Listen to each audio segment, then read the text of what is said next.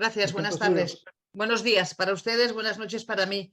Bueno, Bueno, más que terapia familiar, lo que vamos a plantear hoy es el tema de las separaciones conflictivas, cuando una pareja ya decide no continuar con su relación y qué ocurre para llegar, un poco para llegar ahí, qué figuras hay para poder trabajar. He visto que antes Ernesto Culquitón levantaba la mano o no sé si es que quería comentar algo. Sí. Di, Ernesto. No sé si es que saluda o quiere hablar. ¿Podrías mirarlo, René, por favor? creo que bajó la mano. Ernesto, ¿tiene alguna pregunta, alguna duda? Levantó la mano para. Está en mute, Ernesto. Vale, perfecto. Bueno, podemos continuar.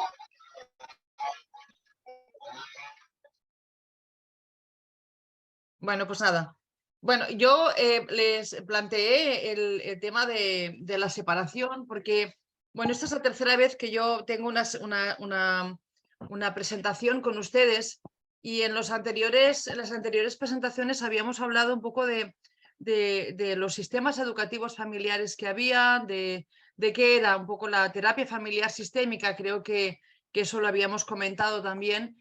Y entonces, una de las figuras que aquí en España ha salido nueva hace poco ahora y que en Argentina hace tiempo que existe y en Uruguay también, es el coordinador de parentalidad. No sé si ustedes conocen esta figura profesional. Esta figura profesional se dedica fundamentalmente a trabajar por encargo judicial o por encargo de los padres en situaciones de alta conflictividad en las familias. Entonces, yo quería hacerles un poco de recordatorio de qué es el ejercicio de la parentalidad, según el Consejo de Europa, es el conjunto de conductas de padres y madres que buscan el bienestar de sus hijos y su desarrollo global desde una perspectiva de cuidado, afecto, protección, enriquecimiento y seguridad personal, de no violencia, que proporciona reconocimiento personal y pautas educativas e incluye el establecimiento de límites para promover su completo desarrollo, el sentimiento de control de su propia vida y pueden alcanzar los mejores logros tanto en el ámbito familiar como académico, con los amigos, en el entorno social y comunitario. Lo leo porque creo que es un texto fundamental a tener en cuenta cuando hay procesos de separación y de divorcio. Esto es la concepción que el Consejo de Europa en el año 2006, y hace mucho tiempo, planteó sobre el concepto de parentalidad. ¿De qué nos sirve este concepto? Nos sirve para enmarcar qué es lo que, cuál es el deber de los padres y de las madres, de los progenitores, cuando tenemos hijos. Ese deber es un deber de cuidarlos, de protegerlos y de estar pendientes de ellos. ¿Qué ocurre cuando hay una separación conflictiva? Que ese deber, ¿cómo les diría? No desaparece, se transforma. Se transforma de una manera en que yo no dejo de protegerte. Hay estilos que hablan de que yo no dejo de protegerte como madre o como padre, pero necesito que me protejas tú a mí también. Necesito que me defiendas de tu padre o de tu madre, que me escuches cuando yo hable mal de tu padre o de tu madre. Y ahí pone a los niños, a los hijos, en situaciones bastante difíciles emocionalmente de sostener por ellos mismos, porque su cerebro no está evidentemente todavía formado y implica asumir unos riesgos emocionales importantes de proteger y de cuidar a los dos progenitores. Ahí empieza todo el tema de la legitimación de lo que dice un padre en contra de lo que dice el otro progenitor, y es cuando de alguna manera empieza a haber unas escaladas simétricas, es decir, unas discusiones entre los padres, donde hace que si no se pone cuidado en esa atención, en esa protección, hace que los hijos tomen un partido que realmente es muy difícil. seguramente ustedes conocen a personas, a parejas que han llegado a esta situación de separación o de divorcio. Y hay parejas que evidentemente tienen la capacidad de poder gestionar una separación afectiva de una forma positiva, bonita, regulada, teniendo en cuenta a los hijos, teniéndose en cuenta a ellos, y eso quiere decir que esos hijos van a sufrir el duelo de que sus padres se separan, pero nada más. Nada más, no van a tener que estar pendientes de cuidar de sus padres para que no sufran, para que no hagan ellos no hagan ningún comentario que se sientan culpables porque el papá o la mamá piensan que prefieren estar con uno o con otro. El objetivo de la figura de la coordinación de parentalidad es ayudar a los padres, a ese sistema familiar. Cuando la primera vez que yo me dirigí a ustedes, o algunos de ustedes, no sé si se apuntan todos los mismos o se van apuntando en diferentes momentos. Norma sí que creo que estaba las veces que yo he hablado antes, ¿verdad que sí, Norma? Creo que recuerdo el nombre, ¿es cierto? ¿Sí? Puede contestarme, por favor. Es que es más fácil si hay una interacción que si hablo yo siempre. O, René, Puede ¿tienes tú quitar cerrados los...? sí puede quitar el mute, Norma. Me puede quitar el mute y responder. ¿Sí? Norma, ¿puedes responderme? El micrófono para hablar. Ahí está. Así es, Ahora, Norma. hola Norma. Buenas tardes. Buenas tardes. Sí que Eh, estuvo usted, ¿verdad? En alguna charla que yo he dado en este espacio. Ahorita la primera, Es la primera vez. Ay, tal vez, disculpa. Ujú. Pensaba que había estado en otras sesiones. Eliseo tiene la mano levantada. ¿Quiere hacer alguna pregunta? Adelante, Eliseo. Muy bien, adelante. Entonces, en este proceso de buenas tardes, Buenas tardes. Liceo de República Dominicana, en este proceso voy a hacer brevemente una especie de resumen rápido. Pienso, Sí. Ujú. miren, el problema familiar de hoy que estamos propiciando, que está generando esta sociedad a nivel global, es complicado. Es complicado, eso de Sí, sí. pareja. Ujú. Hay una situación que se está dando en el irrespeto social, ya estoy escribiendo de esto aquí en mi país, se llama los valores. Hay un irrespeto por parte de una generación de un 60 o 70% que no tiene valor. Entonces, ¿por qué se dan los conflictos? Ya termino. El conflicto se da que no hay hay muy poca comunicación en la familia, por ejemplo, si tú aquí en mi país, hay poca comunicación, muy poca en algunas. Ujú. Entra ahí lo que es el tema de las redes sociales, el uso de las redes sociales, la forma de vestir, que hoy en día hay mucho permisivismo en Ujú. muchas padres, la forma de vestir. Bueno, hablo de mi país, porque Sí, otros sí, países. sí. Entonces, es un tema que a mí me da pena, me apena. Yo hoy quería recibir esta clase, estaba esperando que llegue la hora. Ujú. Le dije a mi tiempo que me siento de optimismo, estoy muy optimista con participar en esta clase. Vengo de un seminario que estaba haciendo estudio para sacerdote y allá tratamos temas así. Me da pena cuando hay niñas que la acosan aquí en mi país, 15 o 20 años, mujeres también de más edad, 25 o hasta 40 años, porque están propiciando una cultura, una forma de vestir u otras cosas, también verbalmente dicen palabras, y pues no voy a decir la palabra porque no estamos feos. Sí, Entonces eso sí. genera, vaya a cada momento en la calle, genera que Ujú. un irrespeto social, un acoso, un Ujú. conflicto en el hogar, en la sociedad, en todos los aspectos.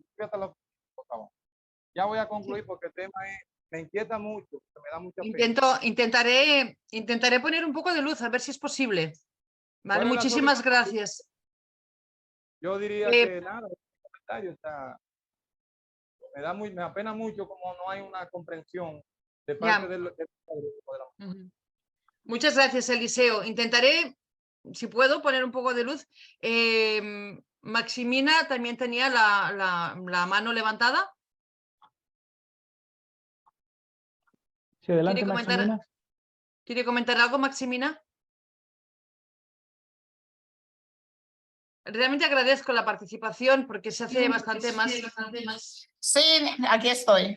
Dime, Maximina, ¿qué tal? Buenas- Sí, yo respeto mucho la opinión del compañero y de mucha gente que creen que realmente que todo está perdido con la familia. No, no todo va perdido. Es que estamos viviendo nuevos tiempos y Ujú. no hemos adaptado o no hemos adecuado en la familia todo lo que nos abruma como familia por una nueva sociedad, un mundo en desarrollo que va muy rápido. Sí. Quizás no nos detenemos como padres, Ujú. perdón, a negociar con los hijos. Si me De una permite, manera democrática, enseñarles que hay derechos y hay deberes, pero Sí. que tenemos que empezar con nuestros hijos desde qué quieren ellos. ¿Qué Si me tú quieres? permite, Ujú. si me permite, voy a intentar explicar un poco esto que usted dice. ¿Sí? Ok. Gracias, Maximina. Bueno, yo quisiera partir de la premisa de que mi experiencia es en mi sociedad, en España, en Europa, con lo cual seguramente hay diferencias a nivel de construcción familiar y de familias con Sudamérica o con sus países donde ustedes están viviendo. Ante todo, les digo esto porque de entrada les pido disculpas si hay algún concepto o algún contexto que no encaja con su realidad, que es una realidad que yo en este momento desconozco y por eso necesito de la participación que ustedes hacen. Atendiendo a lo que comentaba Maximina y a lo que comentaba, ay, se me ha ido el nombre, ¿Eladio era? Sí, Eladio, creo que sí. O Eliseo, perdón, Eliseo. Atendiendo a lo que comentan estas dos personas, hay dos cosas importantes a tener en cuenta. Una es que es cierto que las familias, el concepto de familia está cambiando, ¿vale? Pero es muy importante tener en cuenta que el concepto de familia cambia en función de cómo cambia la sociedad en la que estamos. Es un cambio paralelo, no se puede separar. ¿Por qué? Porque la sociedad va construyendo unas normas de funcionamiento que la familia las va adquiriendo, se va empapando de ellas. Entonces, sí es cierto que está habiendo una evolución, al menos aquí en Europa tenemos una sociedad muy adolescente, donde todo tiene que ser inmediato, todo tiene que ser ya, todo tiene que ser de una manera donde la espera, el pensar, la reflexión no siempre está. Yo siempre acostumbro a decir que la estructura de los progenitores, la mayoría de las veces, es una estructura no de personas adultas, no de adultos, sino una estructura adolescente en el sentido de que necesitan resultados inmediatos. Y ahí me voy a lo que comentaba Maximina, ¿no? El hecho de saber esperar, el hecho de transmitir unos valores, el hecho de poder trabajar de forma diferente con los hijos. Cuando los hijos llegan a la adolescencia es muy difícil, pero no es solamente la sociedad. Es decir, ¿qué es lo que las personas hemos aprendido en nuestra familia? ¿Cómo han hecho nuestros padres con nosotros a la hora de educarnos? ¿Cómo se han relacionado ellos como pareja? Porque todo el aprendizaje que hacemos las familias, las personas, que tiene que ver con la construcción de la familia y que tiene que ver con la construcción de la pareja, está estrechamente relacionado con lo que hemos visto y vivido en nuestros padres, en nuestra familia. Y podemos o no podemos estar de acuerdo, pero eso se repite. Se transforma en patrones de funcionamiento. Seguramente algunas veces ustedes habrán pensado, yo dije que esto no lo quería hacer.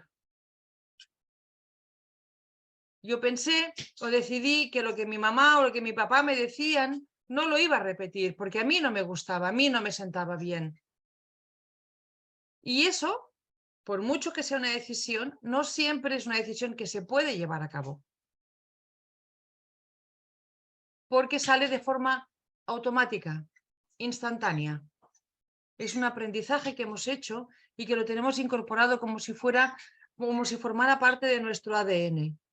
Justamente cuando vemos que ese comportamiento que estamos teniendo con nuestros hijos no es el que nosotros hubiéramos querido, no es el que nosotros habíamos decidido tener, sino que habíamos decidido tener otro, pero esto nos sale como automático, es cuando nos damos cuenta y podemos empezar a hacer un cambio.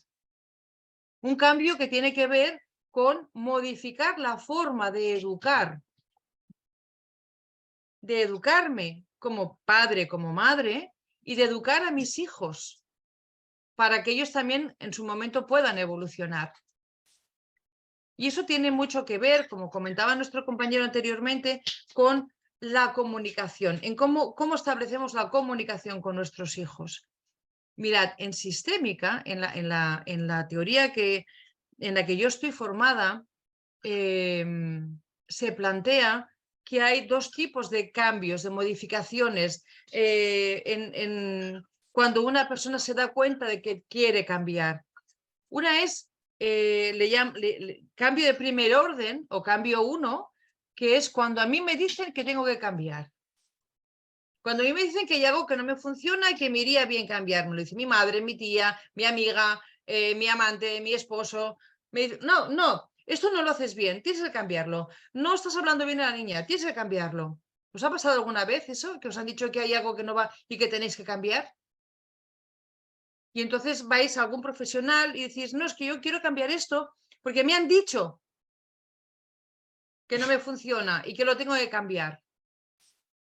Eso es un cambio que es un cambio como llamaríamos aquí como de recorrido corto. Es decir, no va a ser un cambio consciente porque lo que yo hago es cambiar cosas que los otros me dicen que tengo que cambiar sin estar yo convencida de que tengo que hacer ese cambio, de que para mí va a ser bueno hacer ese cambio.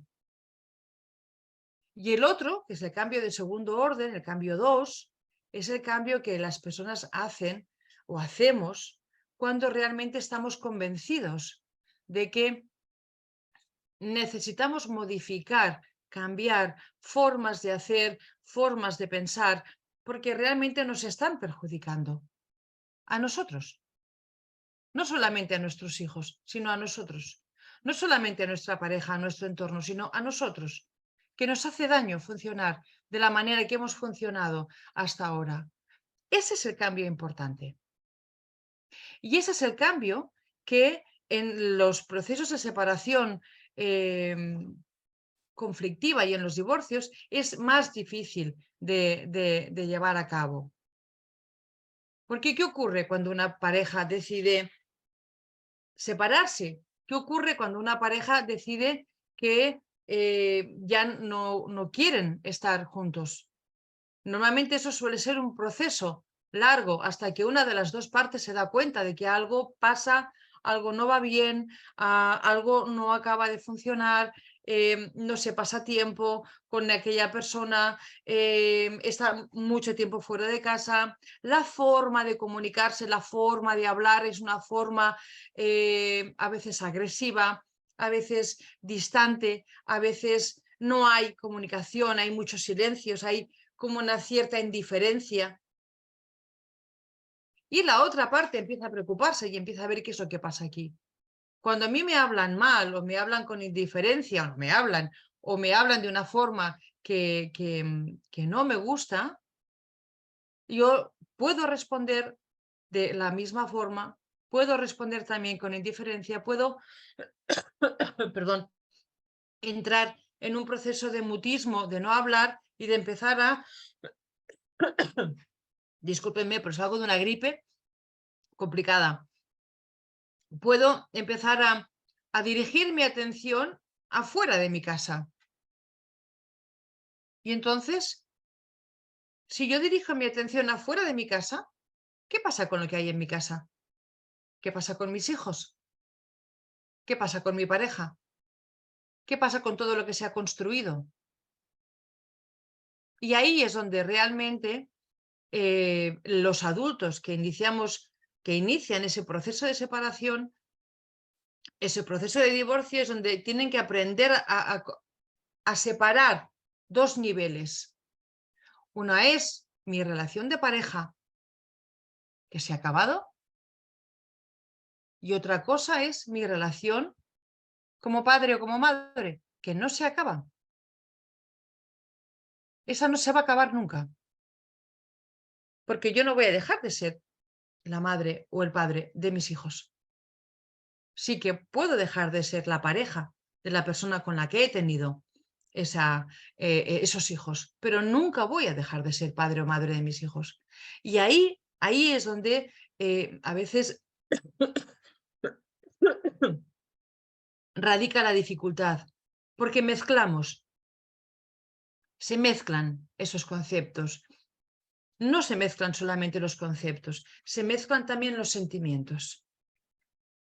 Entonces, ese dolor que a veces se ve en forma de enfado, en forma de rabia, en forma de agresividad, en forma de ignorancia hacia la pareja que me ha dejado, de gota va calando, calando, calando, calando hacia los hijos. Y no se puede separar. Y entonces ahí es donde hay unas discusiones muy grandes delante de los hijos, ante los mismos hijos, que los hijos van viendo que ahí hay mucho dolor, pero que ellos no saben qué hacer con ese dolor, porque no tienen, primero, ninguna responsabilidad de lo que está pasando. Y segundo, no tienen manera de solucionar. ¿Qué pasa ahí con los hijos? Que se sienten mal y se sienten culpables porque no entienden qué está pasando. Y cuando un hijo pequeño o adolescente ve que sus padres se separan o se discuten o empieza un proceso de divorcio, solamente entienden que igual es que ellos han hecho algo que no está bien. Y empieza todo el proceso de cuidar de los padres, de no discutir delante de dos padres, de no entender por qué los padres discuten, de mamá no hables mal de papá, papá no hables mal de mamá. Y eso, si los padres tienen una buena compañía, un buen proceso, pueden hacer esa separación, pero si no, empieza toda esa, perdonadme por la expresión, esa guerra dentro de la familia donde tú a quién quieres más, a mamá o a papá, con quién quieres estar, con mamá o con papá. Lo que dijo papá era mentira porque papá se fue con otra o mamá se fue con otro. ¿Sí? Todo eso hace que los hijos vivan una situación muy difícil de gestionar para ellos. ¿Por qué? Porque la comunicación entre los padres ya no es buena, ya no es respetuosa, ya no es coherente. Está cargada de dolor, está cargada de sufrimiento y no pueden separar eso de los hijos. Y ahí es donde empieza realmente un proceso de divorcio muy difícil. Si nos vamos a la comunicación, ¿vale? Que antes Eliseo comentaba el tema de la comunicación. Fijaros,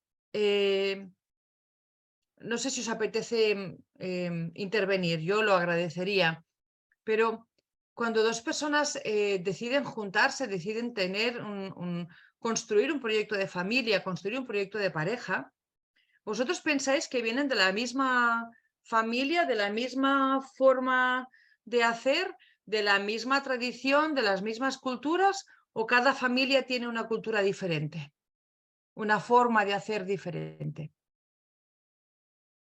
¿Qué creéis? Venga, va, participad un poco. Rita, va, venga. Hola, Isabel. Hola, Rita, gracias. Sí, pues yo creo que cada familia tiene su propia cultura, crea su propio entorno, su forma de relacionarse, su forma de convivir. Y a pesar de que sea, por ejemplo, de un país o de una colonia, pues tiene como su propio funcionamiento. Entonces, cuando se juntan dos personas que tienen diferente funcionamiento, ¿sí? Tienen que entenderse.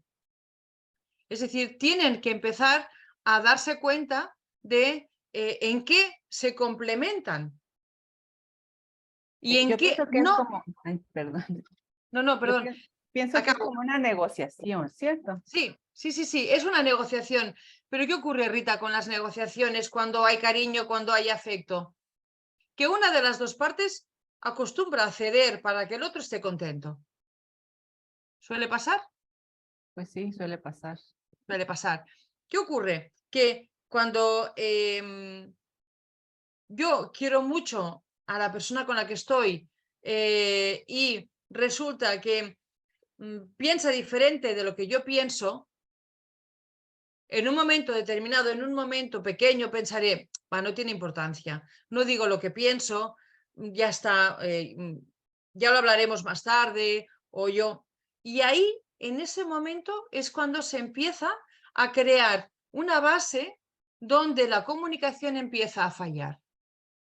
Porque una cosa es negociar y otra cosa muy diferente es ceder. Y otra cosa muy diferente es imponer. ¿Verdad?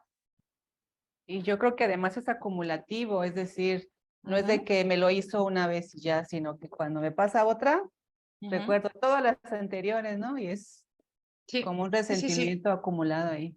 Sí, y entonces con ese sentimiento acumulado, ¿vale? Estás toda la pantalla tú, no sé si ha pasado algo. Sí, René. No, sí, estaba en Spotlight, ahorita lo quitamos. Sí, es porque no veo a los demás. Tienes mucha razón, es acumulativo, Rita, es acumulativo. Pero ¿qué ocurre? Todos sabemos que hay cuando una familia se construye, hay un primer momento que le llaman la fase del enamoramiento, donde todo lo que haga el otro me va a parecer bien.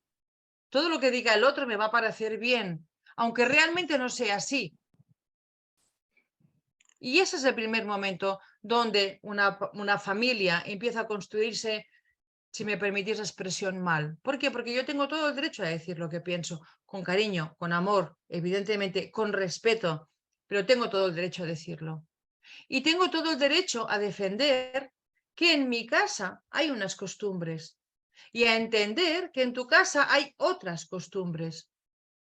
¿Y qué hacen un padre y una madre? Darse cuenta de esas costumbres, hablarlas, acordarlas y crear unas nuevas costumbres en esa nueva familia, como un nuevo equipo, para que los hijos entiendan esa nueva forma de hacer. No sé si me explico. ¿Sí? Cuando esas dos culturas, esas dos maneras de educar, de vivir, de entender la vida, se juntan y hay un acuerdo, todo funciona bien. Pero cuando no hay un acuerdo y empieza a haber separaciones, discusiones, la sensación de que yo estoy cediendo, de que tú me impones, y acumulativa, como decía Rita, que yo empiezo a tener la sensación de que empiezo como a no decir lo que pienso, empiezo a tener la sensación de que no se me escucha o de que no se me tiene en cuenta, ¿sí? Entonces llega un momento donde yo me canso. ¿Y qué ocurre cuando una persona que cede empieza a decir lo que piensa? Pues que el otro no lo entiende. Porque si hasta ahora no decías nada, ¿qué ha pasado ahora para que empieces a quejarte? Y ahí ya empieza a haber roces donde los espacios de pareja suelen espaciarse, donde no suele existir mucha comunicación, donde la comunicación empieza a tomar otro matiz en el tono, en las formas de conversación, e incluso puede dar pie a que yo no esté de acuerdo ni cómoda con mi pareja y empiece a buscar otra pareja fuera. Y y pueden aparecer terceras personas. ¿Sí? Veo que Eliseo tiene una pregunta. Eliseo y Jean David también. Y Sí. Jean David también. Venga, va. Buenas tardes a todos y todas. ¿Me escuchan? ¿Quién habla? ¿Jean David o Eliseo? Eliseo. Eliseo, dime, Eliseo. Miren, desde un punto de vista es interesante lo que ustedes comentan, pero esto ambiente religioso que yo me manejo desde muchos años, toda mi vida desde pequeño, en gran parte de nuestra comunidad, es una sociedad que es a nivel global, que no se está, hay mucho, hoy en día ha avanzado todo, la ciencia ha avanzado todo, pero cuando el equilibrio que usted menciona, ese equilibrio que usted no tenerlo de la iglesia, de la religión. ¿Cuál es el equilibrio? El Le perdón del escucho, amor. Eliseo, perdóneme, le escucho mal, le escucho muy entrecortado. Ahora me escucha. Ahora mejor. Ahora, mire, lo que usted manifiesta suena muy, aquí en el país suena muy bonito, pero ¿cómo se aplica? Diría yo, como lo que usted está diciendo, con amor, con el respeto, pero que esta sociedad, vuelvo y recalco, estoy de acuerdo. No es simplemente decimos que todo está perdido, es que para erradicar un poco lo que estamos viviendo, hay que comenzar a sembrar valores, y eso es lo que poco se está sembrando en muchos hogares a nivel global. Entonces, una cultura que no siembra valor, una casa, un hogar que no siembra valor, os voy a poner un ejemplo y concluyo, si hay un equilibrio en el matrimonio, si hay un respeto, todo marcha bien y la comunicación no, ¿verdad? Como un libro que yo habla de eso. Pero ¿qué sucede? Aparte de la comunicación tiene que haber un perdón, ese equilibrio no lo da un factor religioso, un factor de una conciencia de que yo tenga, de que si tengo que perdonar. Esto no se trata de cual más sepa, porque esta sociedad sabe mucho, pero a la vez, como se sabe mucho en todo, entonces, ¿por qué? Yo me preguntaría yo como filósofo, ¿por qué en el terreno no se está aplicando casi? Siempre hay más problemas sociales. Este es uno de ellos. Entonces, eso es con una concientización sana y auténtica de que se pongan de acuerdo los dos. Porque hoy en día... Sí, Eliseo, sí. Perdóneme, un momento, perdóneme que le interrumpa. Pero justamente para que exista esa conciencia sana que dice usted, tiene que haber un trabajo de conciencia, de darse cuenta de donde yo fallo, de donde yo, qué es lo que no está funcionando en mí y por qué yo no me comunico bien con el otro y por qué no escucho lo que el otro, qué dificultades puedo tener yo para escuchar lo que me está diciendo el otro. Gracias, Eliseo. Jean David. Buenas tardes. Buenas tardes. Es un placer para estar aquí el momento. Mi pregunta es, yo quisiera saber cuál es la consecuencia dentro de una separación donde hay 4 hijos o hijas en una familia.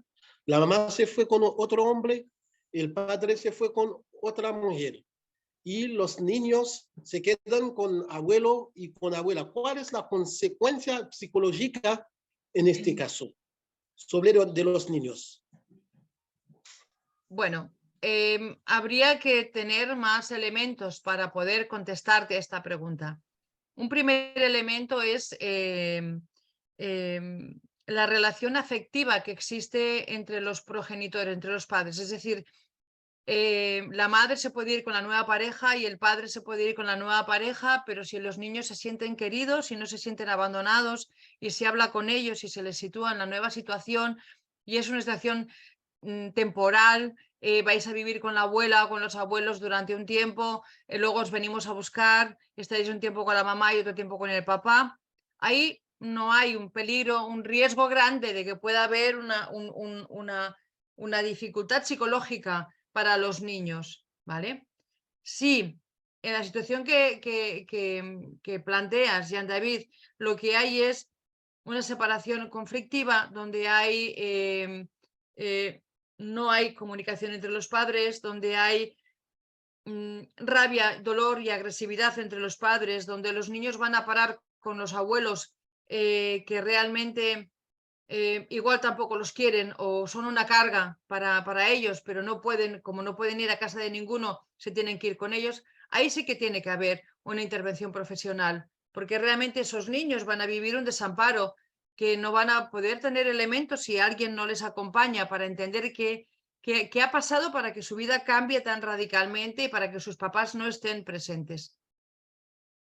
Siempre que se trabaja en procesos de divorcio y en procesos de familias con situaciones tan conflictivas, no se puede generalizar. Hay que analizar y estudiar cada situación en concreto, no solamente de la situación familiar en general, sino también de cada uno de los miembros del sistema, de la familia que lo componen, porque habrá niños que de alguna manera se alíen con el padre, habrá niños que se alíen con la madre, y ahí puede haber un distanciamiento también entre hermanos, ¿no? Porque si los padres no son claros, si los padres no hablan de una forma clara con sus hijos y les dicen que el motivo de la separación no tiene nada que ver con ellos, tiene que ver con que se han enamorado de otra persona y que la mamá o el papá continúan siendo tan válidos como antes, ahí no va a haber dolor, evidentemente que va a haber dolor, ¿vale? Y va a haber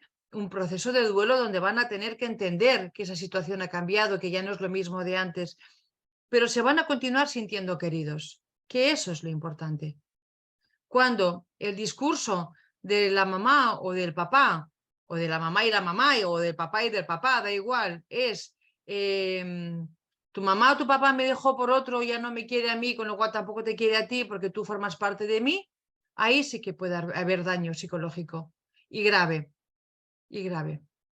No sé si he podido contestar, pero ya digo, tiene que haber siempre un análisis muy minucioso de lo que quiere decir esa separación, ese momento en cada uno de los miembros y en cada una de las familias. No se puede generalizar. A mí estas formaciones me gustan mucho porque realmente cuando hay estos intercambios y ustedes participan y yo también, yo le agradezco porque conozco más la realidad que ustedes tienen ahí, pero uno de los objetivos de una separación sana es que ninguno de los progenitores quiera quedar por encima del otro. Ninguno quiera culpabilizar al otro progenitor. Ninguno quiera defenderse y desconfiar del otro progenitor. Porque eso es una situación de adultos, no es una situación de niños. Esos adultos que han dejado de quererse tienen que construir unas relaciones entre ellos que a sus hijos les den paz y tranquilidad. Y ellos ya se arreglarán como personas mayores. Pero los niños tienen que quedar cubiertos, tienen que quedar protegidos y tienen que quedar con todo el sentimiento de estamos aquí para cuidaros, continuamos siendo vuestros padres. Que nos hayamos enamorado de otra persona o que hayamos dejado de querer a vuestra madre, a vuestro padre, no tiene nada que ver con vosotros. Tiene que ver con que el amor de adultos se acabó. Y eso no tiene que ver con vosotros. Tiene que ver con que yo dejé de querer a vuestra mamá o dejé de querer a vuestro papá como pareja, como novio. No como vuestra madre, no como vuestro padre. ¿Sí? Tian David, te estoy viendo. Sí, está aquí. Lo que me parece un poco más oscuro, estás hablando de una separación sana. Una separación sana no tiene nada que ver como afecto de los niños. Pero una separación que tiene, por ejemplo, una separación donde una familia que está viviendo juntas, viviendo con amor de padre, amor de la madre. Entonces, viene un tiempo que se dispara este amor, se dispara este amor. No, la mamá no está, el padre no está, los hijos se quedan con abuelo. Yo creo que esa efectivamente va a tener una consecuencia psicológica. Sí. Lo que ocurre es que la consecuencia psicológica, Jean, también tiene mucho que ver en cómo esos abuelos quieren a esos nietos y en cómo esos abuelos escuchan lo que los padres les dicen, ¿vale? Y están de acuerdo o no en lo que los padres les dicen. ¿Por qué? Porque cuando unos padres delegan esa responsabilidad en unos abuelos, O bien lo hacen de una forma muy clara y muy concreta. Ahora no podemos hacernos cargos de nuestros hijos y los dejamos aquí por un tiempo, pero es muy importante que hagan esto, que se hable con ellos, ¿sí? A que dejen a los niños con los abuelos sin decir nada. Es muy diferente. Entonces, cuando esa delegación se hace sin ninguna comunicación para los niños o para los abuelos o para quien sea, es evidente que los niños sufren. Sufren porque sufren del abandono de los padres, sufren porque no entienden qué ha pasado, sufren porque no saben con quién hablar, con quién dirigirse. Y ese sufrimiento tiene que estar acompañado de algún profesional. Si esos abuelos son unos abuelos amorosos, son unos abuelos afectivos que quieren a sus nietos, ese dolor y esa consecuencia psicológica va a ser menor. Porque los niños van a echar de menos a sus padres, pero se van a continuar sintiendo queridos y reconocidos. ¿Sí? Pero siempre, pues comentaba antes, siempre depende de la situación, siempre depende del contexto, de cómo se ha llegado a esa situación. ¿Sí?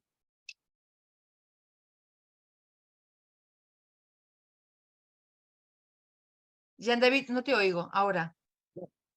Esta respuesta que yo estaba esperando. Vale, me alegro. Los afectos dependen de la forma de la separación. Sí, tienes toda la razón.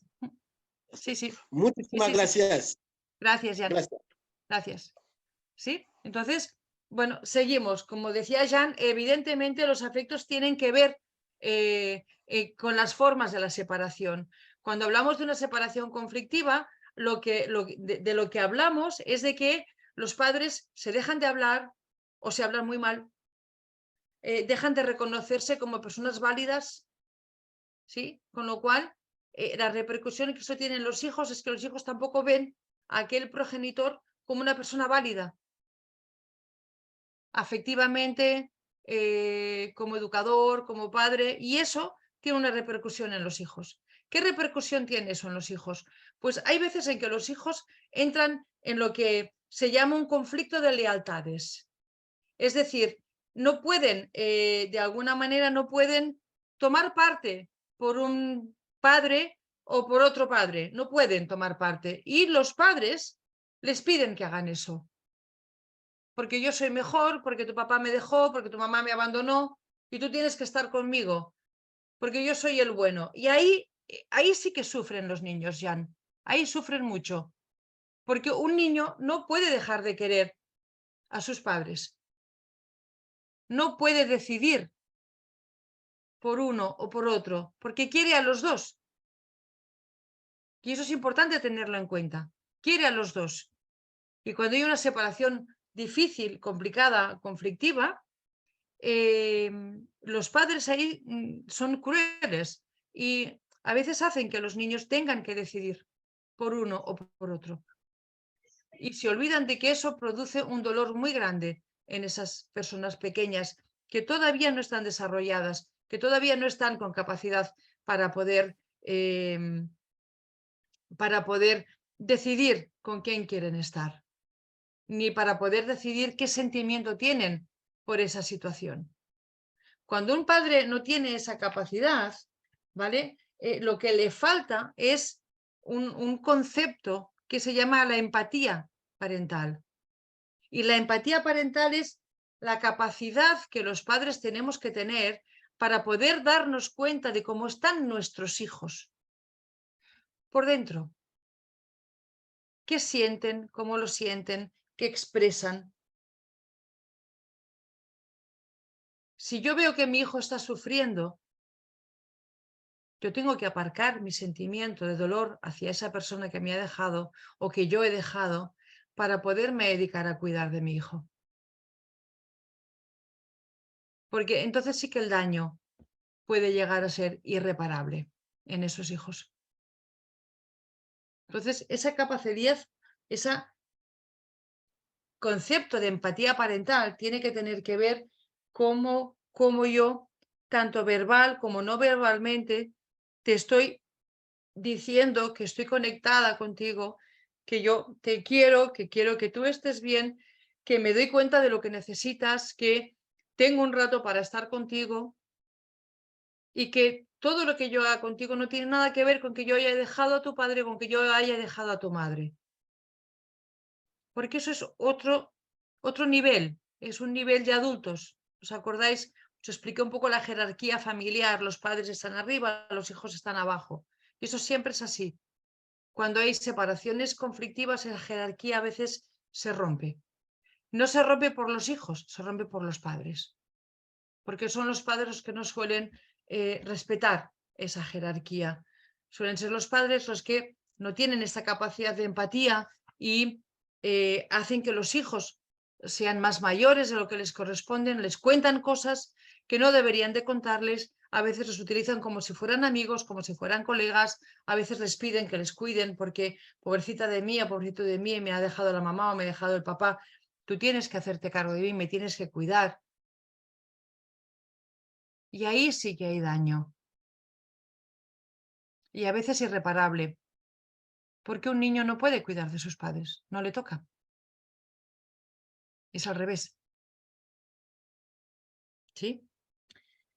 Jorge Barudi, que es un psiquiatra argentino, pero que está, chileno, perdón, pero que está viviendo aquí en Cataluña,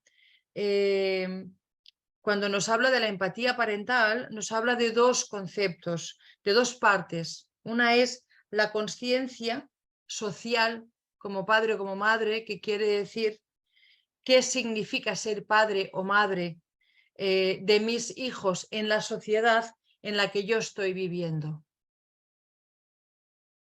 Socialmente, ¿qué significa eso? Significa que tengo que relacionarme con otros padres, significa que tengo que tener una red social por si yo algún día no puedo ir a recogerlos y ellos también lo puedan recoger, significa que esa misma red social de alguna manera reconozca a mis hijos como mis hijos y me reconozca a mí como padre de mis hijos. Y luego el otro componente sería la aptitud relacional, es decir, la capacidad mía para entender y comprender cómo son mis hijos, quiénes son mis hijos, qué es lo que necesitan mis hijos para continuar creciendo como personas, más allá de la discusión que yo pueda tener con la madre o con el padre de mis hijos. Son dos niveles completamente diferentes que en estos procesos de separación hay que tenerlos muy claros y muy diferenciados. Siempre, en cualquier proyecto de familia, hay que tener muy diferenciado y muy claro que un nivel es el nivel de pareja y otro nivel es el nivel de padres. Una cosa es la conyugalidad y otra cosa es la parentalidad. Y habitualmente cuando hay procesos de separación difíciles se suele confundir. Y la confusión da lugar a pie a que los hijos no sepan de alguna manera situarse en relación a un padre o a otro, porque los mismos padres provocan que haya esa situación de confusión. Jan, vuelves a tener la mano levantada. ¿Quieres comentar alguna cosa? Sí, es una pregunta. ¿Cuál es la diferencia que existe entre la conciencia moral y la conciencia social? La conciencia moral, desde mi punto de vista, siempre, no soy filósofa y con lo cual no puedo darte un concepto teórico de relevancia, pero desde mi creencia, la conciencia moral tiene que ver conmigo, con los valores con los que a mí me han construido, con los valores que yo he heredado de mi familia y que yo he decidido mantenerlos, o los valores que yo he decidido no tenerlos, con lo cual no forman parte de mí, porque los he descartado después de haberlos analizado y haberlos pensado. Y la conciencia social, esos valores, esa conciencia moral, es la que yo le transmito a mis hijos sin darme cuenta de que lo hago a veces. Y lo hago. Es ese aprendizaje que se hace por osmosis, que no nos damos cuenta pero lo estamos haciendo y nuestros hijos lo están aprendiendo. La conciencia social, bajo mi punto de vista, vuelvo a decir, es cómo esa conciencia mía moral traspasa fuera de mí, fuera de mi familia, fuera de mi hogar, y yo conecto con otras personas que sienten o piensan lo mismo y voy construyendo una sociedad que tiene que ver con mis valores. No sé si te he respondido, pero no puedo hablarte desde una parte teórica porque no soy filósofa, con lo cual no tengo una autoridad en ese tema. Estoy de acuerdo contigo. Gracias. Gracias. Bueno, quedan 5 minutos. No sé si os apetece comentar alguna cosa más. Podríamos continuar otro día con la afectación más clara que esto podría tener con los hijos y un poco qué factores son los que pueden llegar a construir esta dificultad de este rompimiento en las relaciones. No sé si queréis, Justina, Norma, Rita, que son las caras que veo por aquí. Con Jan ya hemos hablado varias veces. No sé si queréis comentar alguna cosa, aportar algo, por favor. Yo sí quisiera hacer una pregunta, como ¿qué elementos nos recomendarías a alguien que acompañamos a personas que están en separación, ¿no? Yo lo primero que te diría sería escucha. No juzgues, no des consejos, escucha. La propia persona cuando se siente acompañada, cuando se siente escuchada, y esa escucha es una escucha activa, es decir, yo siento que tú me estás escuchando, yo misma voy encontrando mis respuestas. Gracias.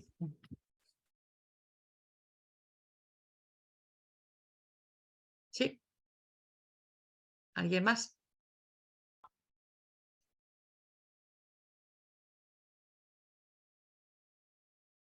¿No? Bueno, René, no sé, ¿qué te ha parecido? ¿Quieres comentar algo? Muy bien, Isabel, pues un tema importante también que podemos poner en práctica en nuestra familia, ¿no? Y también aportar esos conocimientos que podemos obtener el día de hoy en otras familias, en familiares, en amigos, ¿no? Compartir esta información. Es un tema muy interesante, Isabel. Esperamos que pueda compartir más conocimientos que usted tiene con nosotros en una clase más, probablemente, ¿no? Sí, sí.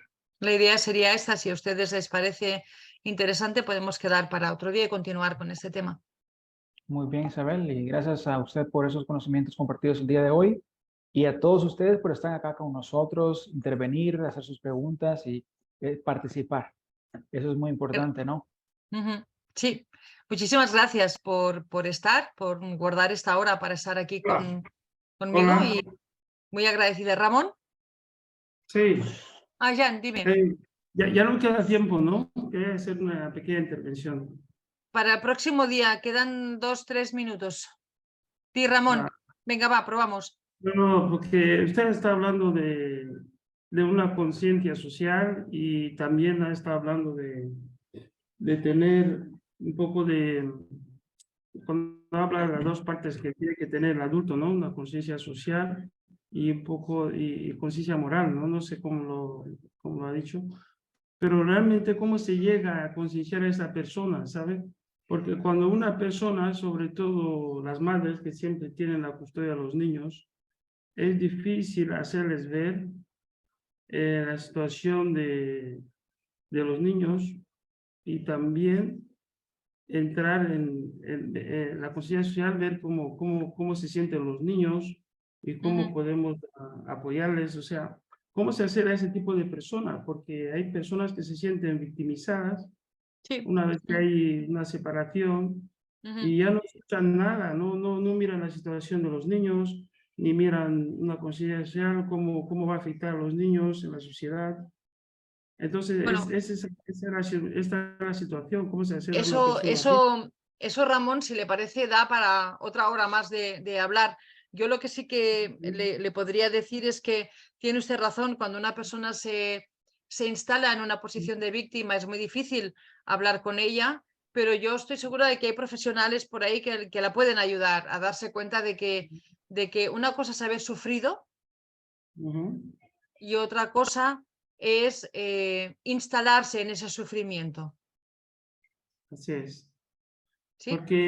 Porque hay mucha gente así, es lo que crea siempre, a que no haya un entendimiento. Siempre una de las partes es sobre todo mucho, bueno, no sé, en la cultura africana, en que hay muchas madres solteras, siempre se ponen en la posición de víctima, ¿no? Sí, hay Porque a veces- es un poco lo que yo les comentaba al principio, es decir, las familias, la construcción de las familias está estrechamente relacionada con la construcción de la sociedad.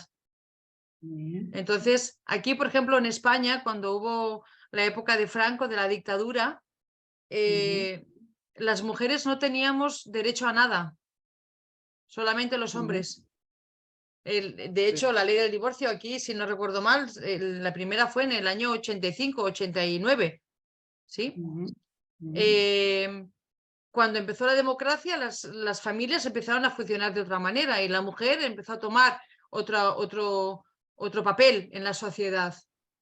Pero está muy relacionado con el tipo de sociedad y de política que hay, la construcción de las familias. Es un camino paralelo. Pero si usted quiere, lo podemos hablar en otro momento, ningún problema. Sí, sí, sí. Entonces depende de sociedades, de culturas, ¿no? Siempre estamos ahí. Sí, sí. Vale, ok. Muy bien. Muy bien, pues creo que por el día de hoy ya terminamos. Gracias a todos Muchas por estar. gracias. Gracias, Isabel. Y pues Muchas espero que gracias a estemos- todos por venir. Encantada. Gracias. Feliz fin de Buenas semana a noches. todos. Nos vemos la próxima Igualmente. semana. Hasta Buenas luego. noches desde Gracias. aquí, que aquí ya estamos en la noche. Buenas noches para usted. Gracias, hasta luego. Adiós. Encantada. Adiós. Gracias.